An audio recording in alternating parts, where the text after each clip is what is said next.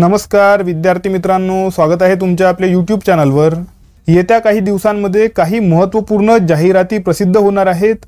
आजच्या व्हिडिओमध्ये आपण बघणार आहोत की येत्या काही दिवसांमध्ये कोणत्या मोठ्या जाहिराती प्रसिद्ध होऊ शकतात आणि किती पदांसाठी, किती जागांसाठी जाहिराती प्रसिद्ध होऊ शकतात याबाबत आपण आजच्या व्हिडिओमध्ये माहिती घेणार आहोत। म्हणून हा व्हिडिओ तुम्ही शेवटपर्यंत बघत राहा। पुढील काही दिवसांमध्ये म्हणजे बघा 20 ते 25 दिवसांमध्ये ऑलमोस्ट बघा पाच मोठ्या जाहिराती प्रसिद्ध होऊ शकतात। या 5 जाहिराती कोणत्या आहेत त्याबाबत आपण आता बघणार आहोत। तुमचा कुठलाही टाइम वेस्ट न करता आपण आजच्या व्हिडिओला सुरुवात करूया। सर्वात आधी येत्या 15 ते 20 दिवसांमध्ये लेखा व कोशागार विभागाची जाहिरात प्रसिद्ध होऊ शकते। ओके, लेखा व कोशागार विभागाची जाहिरात येत्या 15 ते 20 दिवसांमध्ये प्रसिद्ध होऊ शकते आणि ऑलमोस्ट 1100 ते 1200 पदांकरिता ही जाहिरात प्रसिद्ध होण्याची शक्यता आहे। लेखा व कोशागार विभागासाठी काय एलिजिबिलिटी राहणार आहे, एज्युकेशनल क्वालिफिकेशन तुमचं काय राहणार आहे याबाबत आपण पुढच्या व्हिडिओमध्ये डिस्कस करणार आहोत। आजच्या व्हिडिओमध्ये फक्त मी तुम्हाला कोणत्या जाहिराती प्रसिद्ध होऊ शकतात याबाबत माहिती देणार आहे। ओके, सेकंड बघा,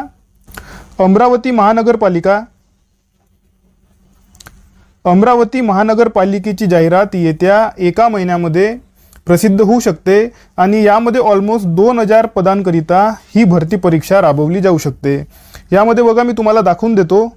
हे बघा, अमरावती महानगरपालिका प्रशासकीय ठराव, इथे बघा एकूण बघा 2087 पदांच्या एकत्रित आकृतीबंधास मान्यता देण्यात जे आहे आलेली आहे याबाबत इथे सांगण्यात आलेलं आहे। तर ऑलमोस्ट 2000 पेक्षाही जास्त पदांकरिता जी आहे जाहिरात प्रसिद्ध होण्याची शक्यता आहे।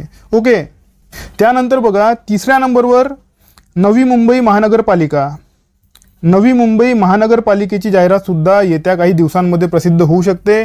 यामध्ये बघा किती पदांसाठी जाहिरात प्रसिद्ध होऊ शकते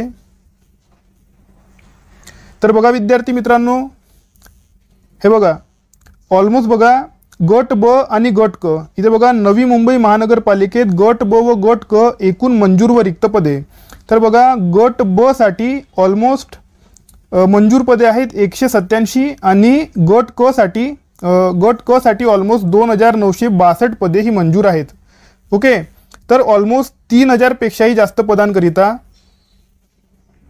इथे लिहितो बघा 3000 पेक्षाही जास्त पदांकरिता नवी मुंबई महानगरपालिकेची ॲडव्हर्टाइजमेंट येऊ शकते। आता कितीतरी वेळा काय होत असते की मंजूर पदे जास्त असतात आणि जाहिरात कमी पदांसाठी पडत असते। तर जरुरी नाही की जेवढी पदे मंजूर झालेली आहेत तेवढ्याच पदांसाठी जाहिरात पडणार, परंतु आपण गृहीत धरून चालू की जेवढी पदे मंजूर झालेली आहेत तेवढ्याच पदांसाठी जाहिरात पडेल।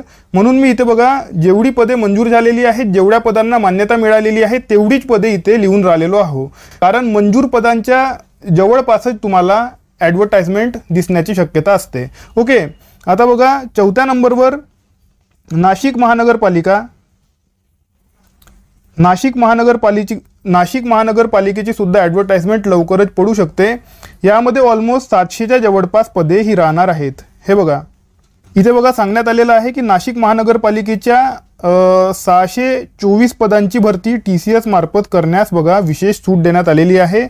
तर ऑलमोस्ट 650 इथे लिहितो बघा 700 कापून राहिलेलो आम्ही, ऑलमोस्ट 650 पदांची भरती जी आहे नाशिक महानगरपालिकेची सुद्धा लवकरात लवकर ॲडव्हर्टाइजमेंट येण्याची शक्यता आहे। ओके, त्यानंतर बघा 5व्या नंबरवर BMC बृहमुंबई याची सुद्धा ॲडव्हर्टाइजमेंट लवकरच येण्याची शक्यता आहे।